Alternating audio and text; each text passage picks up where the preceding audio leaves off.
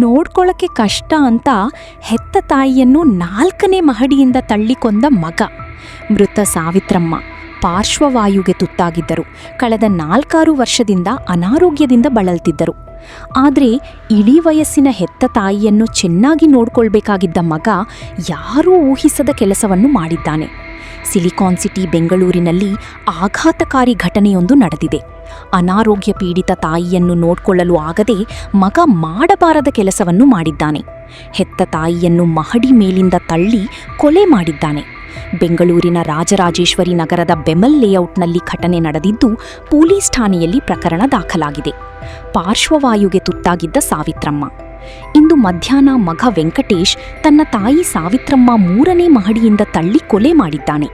ಮೃತ ಸಾವಿತ್ರಮ್ಮ ಪಾರ್ಶ್ವವಾಯುಗೆ ತುತ್ತಾಗಿದ್ದರು. ಕಳೆದ 4-6 ವರ್ಷದಿಂದ ಅನಾರೋಗ್ಯದಿಂದ ಬಳಲ್ತಿದ್ದರು.